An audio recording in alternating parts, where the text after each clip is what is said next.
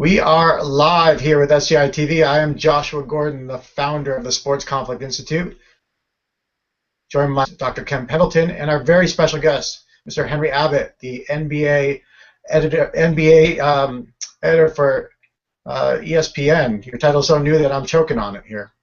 So, former founder of TrueHoop. Henry, thank you so much for joining us. Oh, no, thank you for having me. It's my pleasure. So one of the reasons we invited you on is because you've got a very interesting background and you look at things a little differently in the NBA than some other folks do. And our specialty is really looking at things like conflict and how do we get out in front of it. Could you share a bit with our audience some of how you ended up in such an interesting spot and with such interesting perspectives? And then we'll dig into some of the fun substance that we love to chew on here. Sure. So I got a journalism degree from NYU, and I got the regular string of boring journalism jobs as like a desk assistant at CBS, and then radio reporter and some other stuff. Did a bunch of freelance writing. Eventually ended up writing. I didn't know you could be so lucky as to get to write about the sport that you love, but I was writing about real news and murders and stuff, and then got an opening to start freelancing for magazines about the NBA. And some years into that, decided to start my own blog. When my buddy Alex forced me to at a Christmas party, I thought blogs were dorky, but he convinced me to give it a whirl because I am dorky. And then literally I was in this office. I ran that blog and wrote for magazines and did a bunch of other stuff. And this phone right over here rang, and it was some guy from ESPN saying that he liked my blog and wanted to talk about my future and blah, blah, blah, blah, blah. And nearly a decade later, I'm still working at ESPN. Yeah, fantastic. And you caught my attention at the Sloan Sports Analytic Conference when you did a piece on masculinity in the NBA. And in particular, you were sharing a story about Shaquille O'Neal. I was hoping maybe we could launch with you sharing a bit of that, and then we'll go from there. Yeah, I think you're talking. I did this like little 10-minute talk about bad decisions in sports skew macho, and there are a few different examples. And one of them was Shaquille O'Neal, and you don't have to do fancy math. I know I didn't do fancy math, but you can go and look at his career, and his claim that he hit big free throws when it mattered is kind of bunk. There are several years they might have won championships if he hit free throws even just at a slightly improved rate. Um, Meanwhile, Rick Barry, who was a very good free throw shooter, had the kind of ugly grandma style, the bend down between your legs and chuck it up underhand. And I don't know if it would have helped, but a lot of people insist that you can shoot incredibly accurately when you have super big hands like Shaq using that style. Shaq said in his book that he just wasn't considering it because it just wasn't cool enough. And so this is the kind of stuff I can't tell Shaq what's right or wrong, but if you're really all about maximizing wins and being the best teammate you can be to your teammates, you would give that a whirl. So what do you think he meant by being cool? I thought of Wilt Chamberlain when I was a kid. He flirted with many different techniques, and including standing to the left, taking jump shots from the foul line. I think he even flirted with shooting like Barry did, but he didn't stick with anything long enough. So what does this say about masculinity? Well, this is the funny thing, right? Is like, and this is the plot of 1,000 like teen dramas, but the big bad bullies of high school social scene, right? Like the most macho characters tend to be incredibly insecure, right? Like they're the portraits of security, and they're also riddled with insecurity, such as life. But I took it as Shaq is someone who goes around imposing his will on the court and has a whole career out of moving people out of his way and not yielding to other things, right? He has a certain, and he's a guy with a certain image to project to his friends, to his family, and to, love interests, etc. And he didn't want to be the guy who shot granny style and would endure certain ridicule for that, and would be, it would assault his masculinity in some way. And I get that. I mean, I don't know if I played on national TV. I don't know if I would want to do it. But if you're trying to talk about what's going to win, you got to consider that. Yeah, really fascinating. So what are some of the other examples around this where folks are taking things that clearly could help them in terms of winning, but these intangible barriers such as masculinity are getting in the way? Oh, there are so many. I mean, NBA players have played roughly the way they've played forever, but only in the last 10 years can we get in a micro level of like what wins. Like when it's not perfect, but we can use advanced analytics to sort of see what kinds of things win. And basically, they've been saying forever that like at the end of the game, you gotta have that guy who's willing to take the big shot. And the notion is that there's people out there who are wired with some sort of superior psyche that's like a permanent condition whereby they're more likely to perform under stress. You guys probably know more than I do, but my impression from talking to psychologists is that the whole thing is bunk, and really like basketball wins, and most players don't just crumble into a puddle, and even the guys who are allegedly really good at that thing, in fact, if you look at their records, they're only so-so. In fact, if you were to point to something that does work to win games at the end of the game, it's passing to the open guy. This is where if you're Kobe Bryant or Chris Paul or whatever superstar, Dirk, and you're double teamed, like it's incontrovertible for every player. It's 100% better to just pass it to that guy, as long as he's not a horrible shooter, and if he is, he shouldn't be on the court at that time of the game. But any open player who's an NBA player with a half-decent shooter is a far better option than a superstar who's well covered. So that's the big one that's up and on. But the other one that's really coming on strong now is rest. Everybody should be far more aggressive with rest. There's science around it now. You can reduce injuries, run faster, jump higher, put on a better show.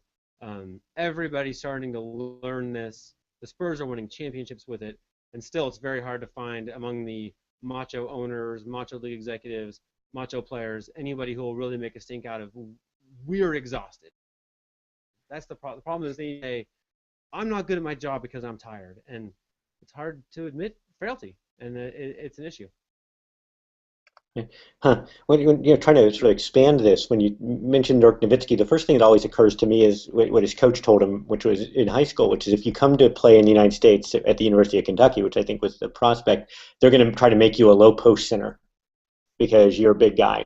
And that imagine how different his game would have been, and he would have been a shell of the player he was. And so I'm wondering, would you want to expand that sort of thesis about masculinity and sort of the natural conservatism? This is how we play the game, to the sort of the sort of schism that there is in the way the game is played between Americans and the rest of the world at this point. Yeah, I mean, they're overly macho everywhere in different ways and different times. I do think, though, you only have to be all you have to do is seek sort of evidence for the best way to win.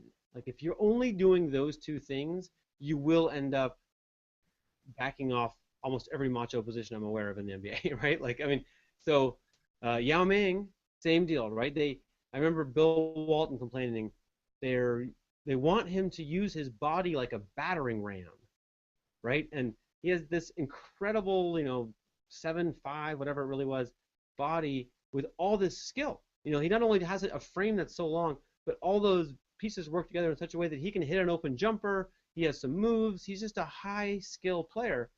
And the way they coached him a lot of the time was to just slam it into people, like just move people out of the way with brute force. And it's just a waste of, there's something like 1,000 people, I can't remember the numbers, like 1,000 people on the planet are over 7 feet tall. It's just a tiny number, maybe 1,000 people in America, something like that.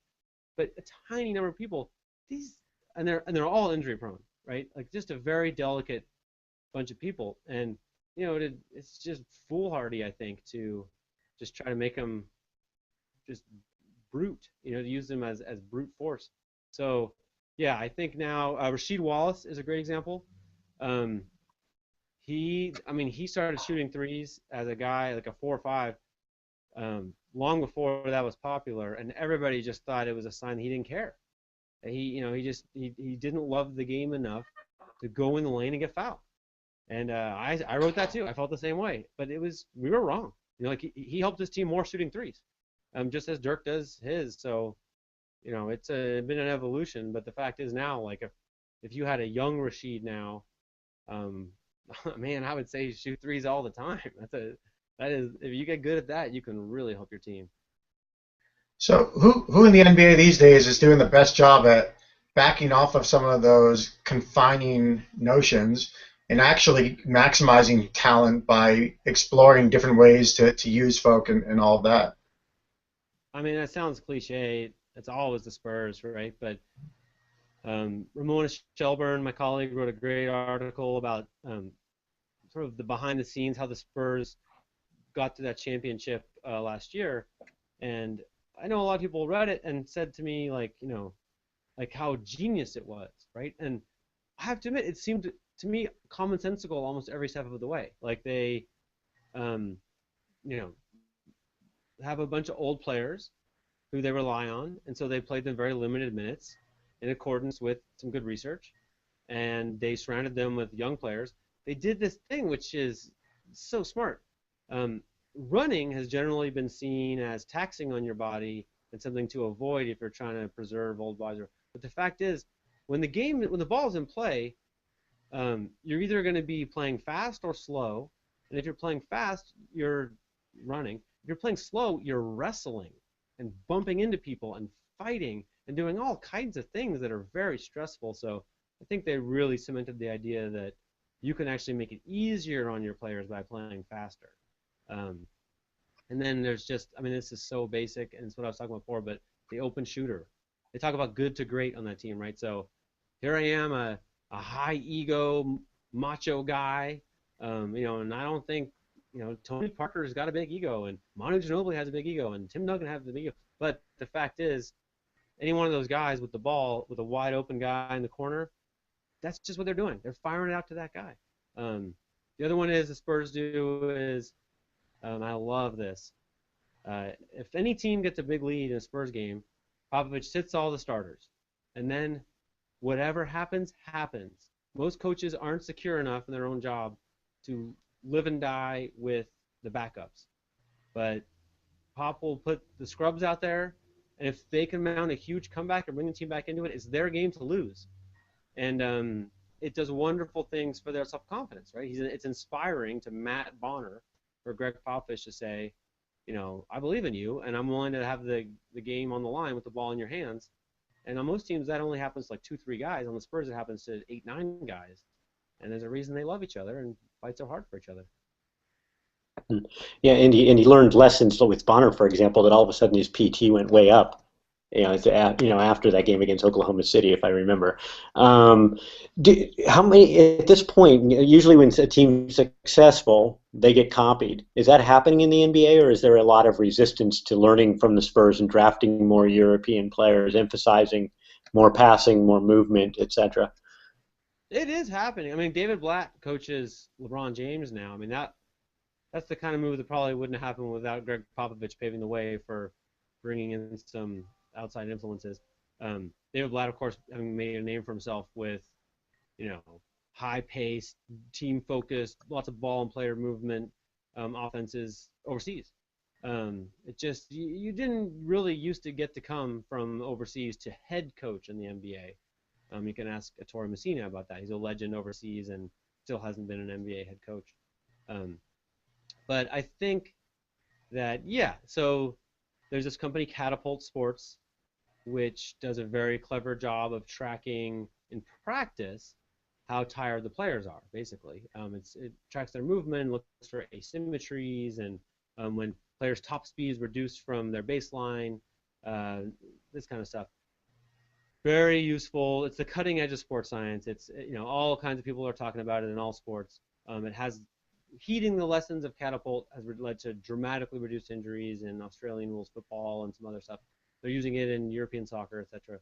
So the Spurs seem to have really captured the lessons of Catapult better than anyone else. But they have several NBA clients. They're secretive about the whole thing, but there are a lot of teams using that now. These new optical tracking cameras that only as of last year were they in all 30 arenas, but they can do a similar job of measuring player performance in games. Many teams have clients there. Many teams are getting a lot of data parts from that to tell them stuff about exhaustion. So it's coming. But there's still also a whole lot of teams. I mean, a ton of teams. Like when you here's the peak of machismo. The peak of machismo is not in athletes. It's in retired athletes.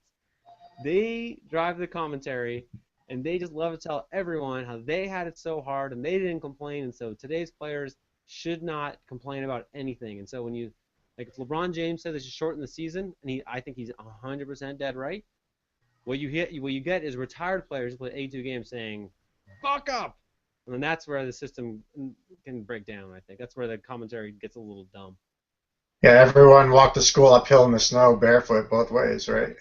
Oh, I know I did. So part of what we've been very curious on, Ken and I, is trying to figure out, both from a recruiting standpoint and then from a development standpoint, how do you identify some of those character traits that are going to align nicely with success and on the court. And one of the things we've looked at are things like motivation, but then also impulse control and these other things. Are there folks out there that are really spending time on that and trying to analyze, who they have problems actually happen? Yeah. So I think I don't know the majority of teams, I guess, like at the draft combine, for instance, there's testing on the court, but really that event is all about getting the prospects in one city so they can have private one-on-one meetings with the teams, and the teams bring whoever they want to bring to grill the players, and very often that involves a sports psychologist. Some teams really listen to that person, and some teams don't, is my impression. But I know that there are definitely some teams that take it really seriously, and and are looking for people who fit as teammates. The problem is that our development system really favors the super high testosterone, I don't give a damn scorer. Those are generally the guys who get on the radar as prospects. So it's a poor cross-section of personality types to become, good supporting, role-playing teammates who are happy not to have the ball. This is where the NBA kind of breaks down, because we're not developing super elite level supporting players, in terms of like psychological profile. But I think there's a growing appreciation of that, because remember, this is all happening at the same time as we're learning more and more that just passing to the open man is valuable. So that means GMs are a little bit less obsessed with getting the highest scored, high talent guy, and a little more appreciative of people who move the ball. And I'll just add one little thing. Greg Popovich, maybe my favorite thing he ever said was that he looks for players with a sense of humor. And I asked why, and he said because he knows that he knows who his stars are. He has 4 top players. He had Kawhi Leonard to the traditional big 3, and they're going to be around for a long time, and he wants them to hang out with people that they're going to enjoy hanging out with because they spend a lot of time together. And he said it and sort of apologized for it because it's not what people normally say, but like that's exactly what you should do, right? I'm all for that. That sounds great. It makes me think of the story about Karl Malone being interviewed by Phoenix, and Colangelo, I guess, wasn't convinced he was mean enough, and so they passed on him. And Malone later is like, "What should I have done? Should I have just been like intimidated him at the meeting?" And and it makes me think, a lot of this is still, do I like the cut of the guy's jib, without even thinking about the context of the interview, that someone's obviously very, they're probably thinking, how do I need to come across to this person? I imagine Malone was thinking, I'm going to, be this incredibly polite figure, and not, and the last thing he wants to do is offend the person he's hoping is going to manage him, and yet it was interpreted the other way. A variation on this. Go ahead. Pardon? I was just. I'm sorry, I didn't hear what you. In one of these books, there's an anecdote about some old scout talking about what you look for in a rebounder when you want to draft a rebounder, and literally this is decades ago now, but literally the deal was you want someone who beats his wife. Like that is what they were looking for. And it just strikes me as like that is the craziest projection ever, right? Like I would bet you $1 million that you take your wife beating list of players, and I'll take guys who rebounded well in college, and my list will out-rebound your list in the NBA every time.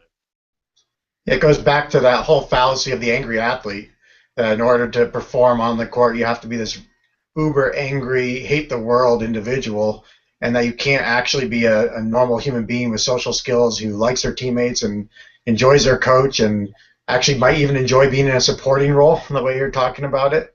And that fallacy is such a barrier, along with the idea of the sport ethic where you have to play injured, hurt, tired, and that somehow that's good for the team. Right. I mean, it's just it saddens me really. And then sometimes there'll be stuff like, we decide who who's a champion, let's say. So I remember one time Kobe Bryant was on TV, just you couldn't hear him, but he was just lacing into his teammates, right? You could just see it, and they look horrified and cowed and depressed, and commentators were basically saying like, that's leadership, that's a champion, that's what you have to do. And, Kobe has won a lot of championships, but you know, not necessarily because of that, right? Like I refuse to believe that he couldn't have won those championships without like just lacing into his teammates verbally again and again. I don't accept that that's a necessary part of it. And in fact, I suspect the team will be better with a more inspirational leader. Right. Yeah, he might very well have one teammate who appreciates the stick, but probably the 80% of them appreciate the carrot a little bit more as well. Right. Because they are, after all, human. Ken, go ahead. I was thinking about the way Michael Jordan used to lay into Horace Grant, and and that's part of the reason Horace left, I think, for Orlando, is as much as it was nice to win 3 titles, but I think it didn't fit well with he didn't need that to be motivated as a player, but it also that reinforced the idea that the leader is supposed to be this incredibly hypercritical player without thinking about some players are going to respond well to that and they're not going to get bothered by it. They might even expect it or be motivated by it. Other players are going to withdraw completely. And a classic example of that is Kermit Washington, who quit the '72 Olympic trials essentially because he got tired of being yelled at by Bobby Knight and Hank Iba and Joe Hall. And so here's a guy who was leading the nation in rebounding, and he wasn't even he didn't need to be motivated that way. But even more prominently, Bill Walton, who you mentioned before, he had actually said, why would I want to play that way? That wasn't how he was being taught at UCLA. And he goes, I just didn't think you needed to yell at me to make to motivate me, and then it demotivated him. But there's it's a deeply held view that the stick is better than the carrot in this context. And I think it's a question of like diversity of personality types, right? So, like, yeah, there are people, including some wonderful champions, Lance Armstrong, Michael Jordan, who are just incredibly harsh and unyielding and focused and etc. And they're very good at being them, but how one person motivates a different person is a completely different kettle of fish, right? And in that we're all different, right? Like what motivates me is I'm sure different from what motivates you, and if you're going to be a coach or a leader to me and you have to discern that difference and behave accordingly, right? You can't just treat me like I'm Lance Armstrong and you're Michael Jordan, because we're not. And so, it's a question of the challenge of the leader is to get the most out of the people that are there, not to treat them all like Michael Jordan. It just doesn't work. I mean, Michael Jordan basically destroyed Kwame Brown. Kwame Brown was an effervescent, warm, fuzzy personality the day before the draft. I stood there and talked to him for a long time. I was like, this guy is just wonderful. And he got, Michael Jordan treated Kwame Brown like Michael Jordan treated Michael Jordan. Like he gave him his interior monologue, basically, that degree of harshness. And to my eyes, he was never appeared self-confident or smiling in a meaningful way after that. Right.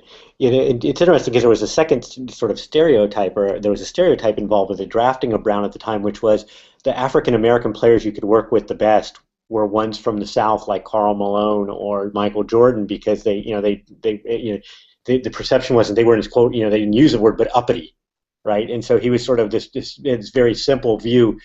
He's going to be more malleable, fungible, and so he's going to be therefore more motivated. But in fact, it was probably a much more complex dynamic, and Bill Russell once had said, I thought really perceptively in the book Second Wind, that too many coaches focus on trying to improve a player's weakness, and in the process they undermine his confidence in his strengths.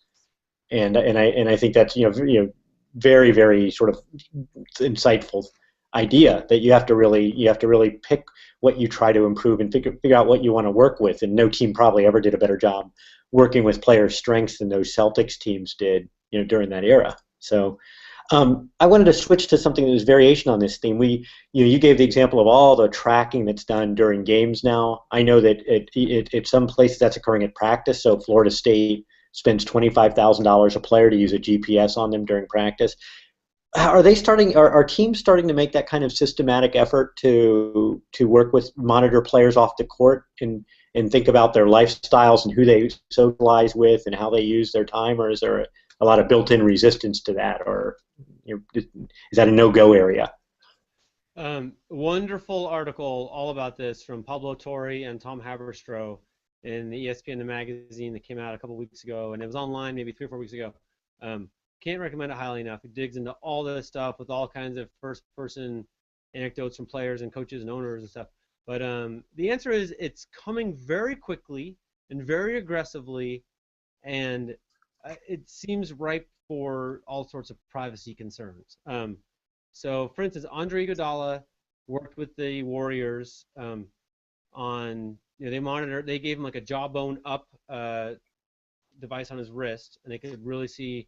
And then he would, which has a little chip in it, and he shares the data with them, and his trainer got to see, when he was sleeping, when he was awake, other factors, and they just didn't like his sleep patterns at all, and they were pretty aggressive in suggesting like no screens in his room. He really drops the temperature in the room, and not such long naps, but shorter naps, and longer sleep, a whole bunch of stuff, and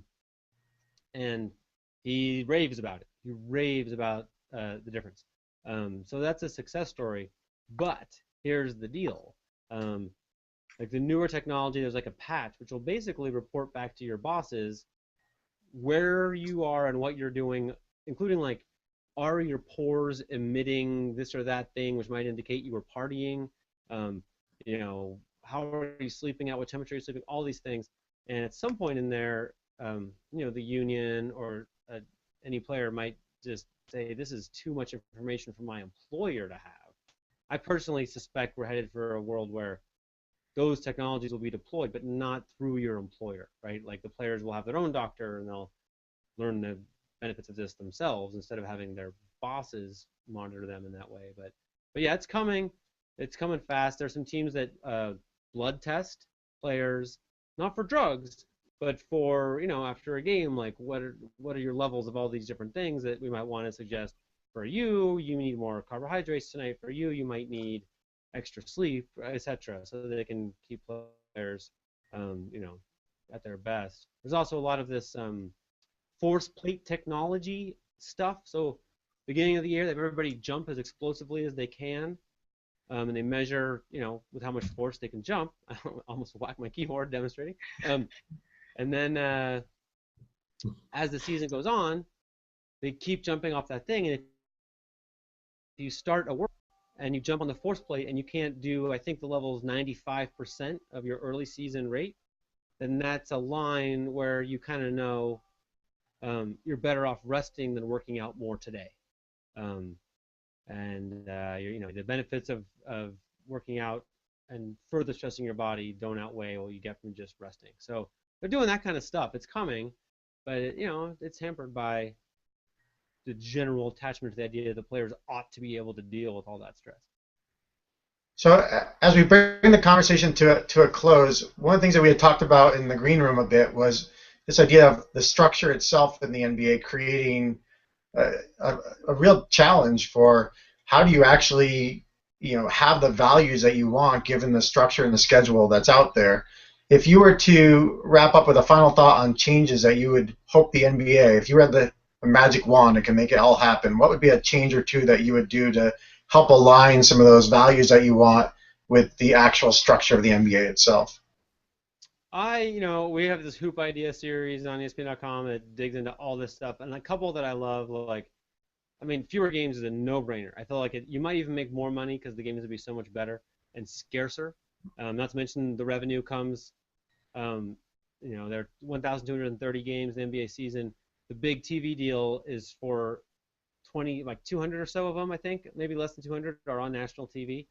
So all those other games, the story is that we need to preserve them for the big revenue, but they don't drive the big revenue. So I think we can survive with fewer games, and I think that'd be a wonderful boon. We have fewer injured players, better games. It's just a better league.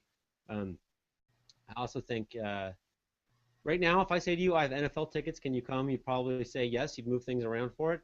If I have NBA tickets, in my experience, people are like, yeah, like there's a lot of games. You know, you don't have to. If you miss this one, what's the big deal? Um, so I definitely would shorten the schedule. To me, it's a no-brainer.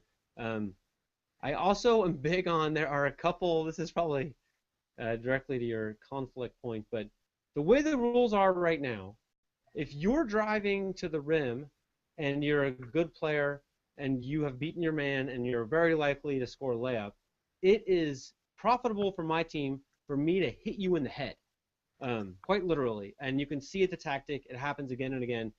I once watched every foul LeBron James got in a season, and a shocking percentage of them are just people hit him in the head.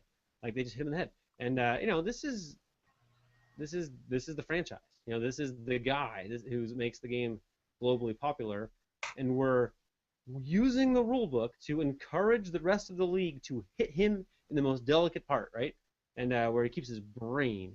And I think that's a horrible idea. And it would take only a little tiny tweak. The problem is that when he gets close to the hoop, the expected points per possession start to get really high, like 1.8, 1.9 expected points per possession. So if he's hitting the free throw line, you're actually helping your team. But you have to hit him really hard. If you just foul him lightly, he might get 3 points. I think they need to change the rules so that the benefit goes to the team that plays defense instead of plays, boxing. Yeah, absolutely. And one of the things we really appreciate about what you offer to the whole community is these type of out-of-the-box thoughts and out-of-the-box ideas. And thank you so much for joining us today, and keep up all the great work you're doing at ESPN and everywhere else where we see you out there. No, total pleasure. Thank you for having me. Thank you.